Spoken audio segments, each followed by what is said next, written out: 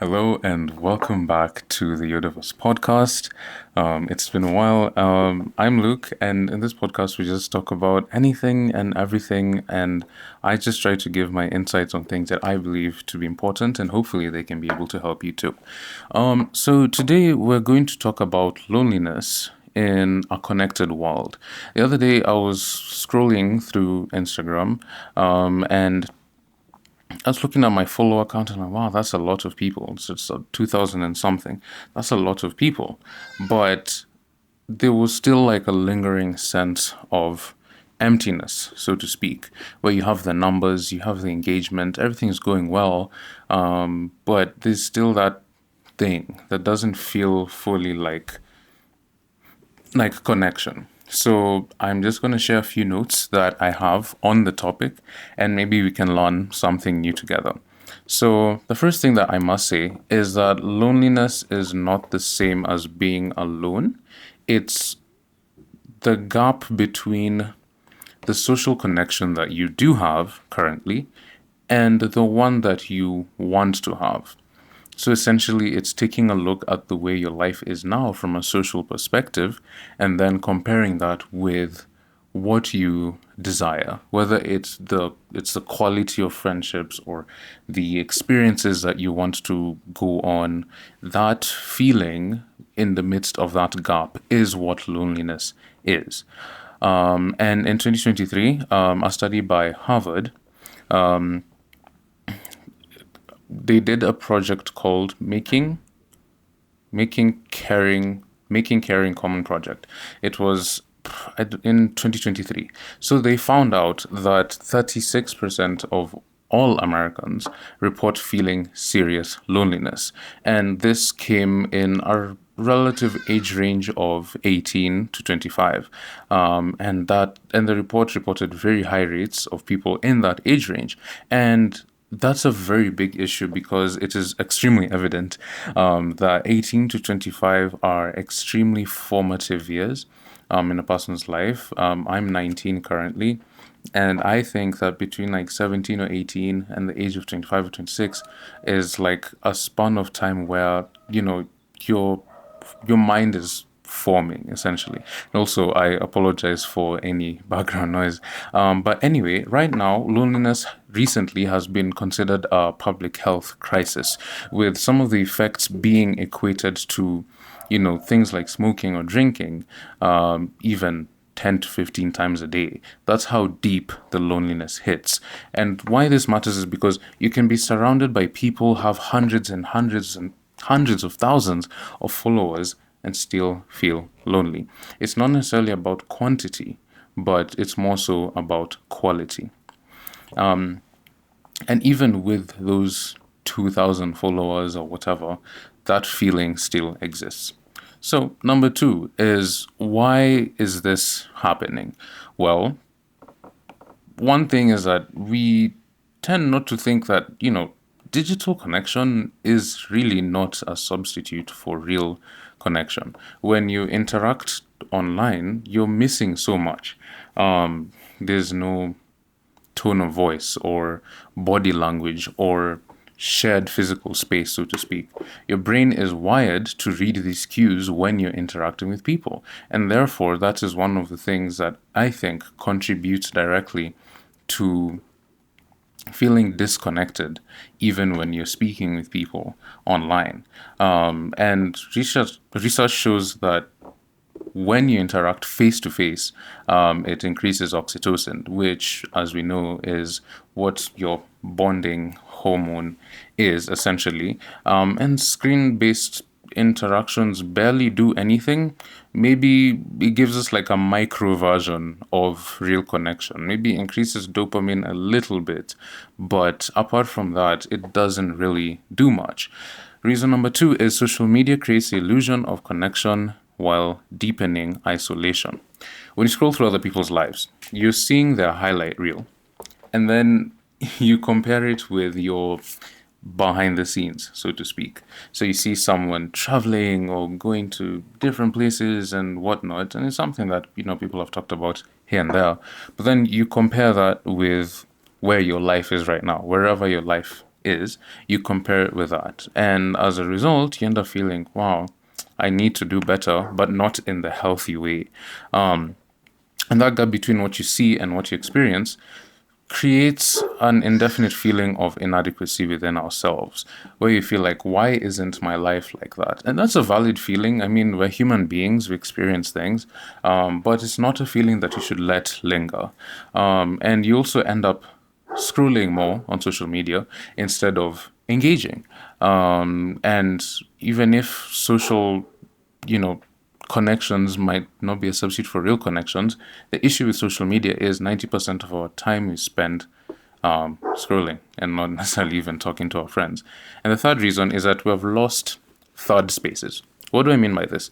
I think a first space is something like school or work, and a second space is something like home. And then the third space is something like a park or a cafe or things like that. I was having conversations with my parents recently, and I was thinking, when's the last time that I went with a friend to a cafe, or we went hiking, or we did an activity together? It's been an extremely long time. And that has its own causes and consequences. But I was just thinking, those third spaces exist, but we don't necessarily engage them. And then the fourth thing is the paradox of choice in relationships. When you have endless options for connection, you often choose none. It's easier to scroll than to risk rejection, for example. Easier to watch someone else's life than to live your own. And so the other thing, I just wanted to give my personal experience with disconnection. So a little bit of a background story. On March 28th, 2026, I decided to take a hiatus from Instagram that ended indefinitely last week, which was 18th or 17th. It ended on like the 18th or the 15th of June. It was supposed to end in July, but I had to come back for various reasons. But anyway, I took the hiatus. And I want to give a distinction between loneliness and solitude. Loneliness is that feeling, the gap, lack of connection, etc. But solitude is a choice. And for me, that was a choice that I had to make for the sake of my future. I felt like things like social media were taking away a lot of my time, and therefore I isolated myself intentionally from social media so that I could focus on certain things. But that was a choice. It was not like, oh, you're feeling sad and stuff like that. For me, it was a productive leave for about 2.5 to 3 months. And that's something that I think we should, make the distinction between. There can be chosen solitude, and then there can be loneliness, as we're talking about. So how do you build real connection?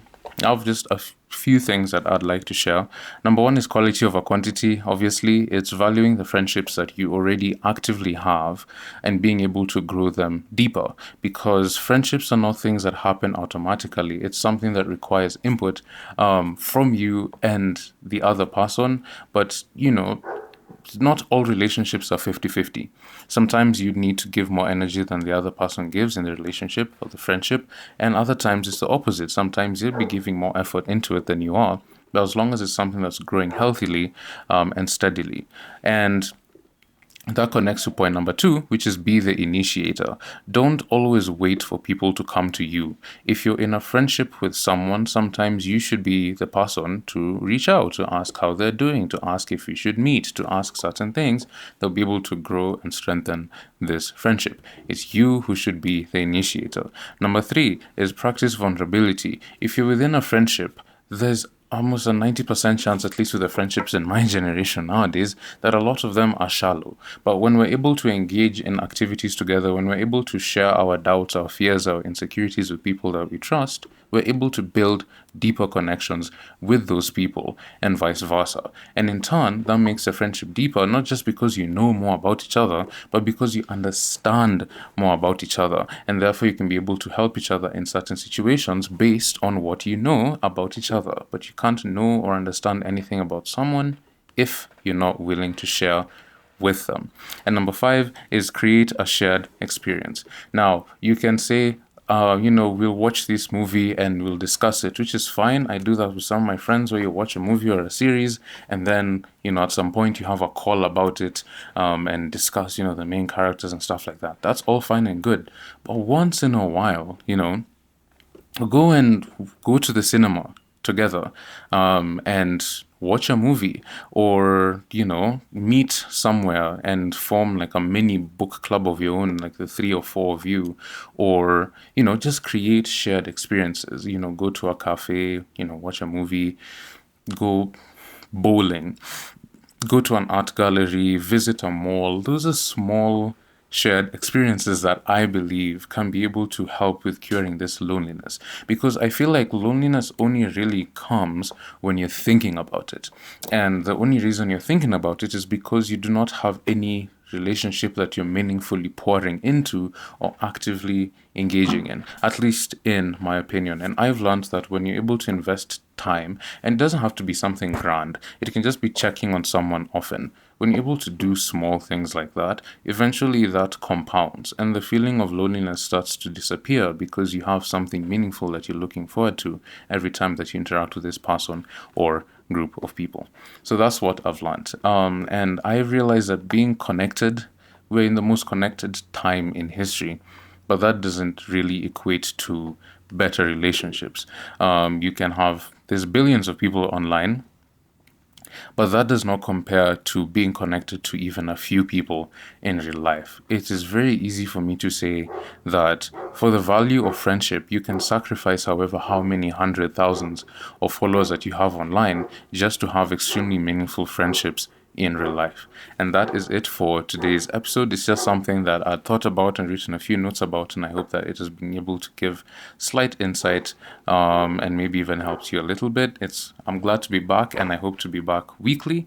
All links to my stuff are in the description below. Feel free to comment what you think and share with anyone who you think needs to hear this. The newsletter is also in the description below. Hope to be more consistent with that as well. If you like reading, you can go and check it out. And I hope that you have an absolutely phenomenal day, and I'll see you in the next one. Take care and goodbye.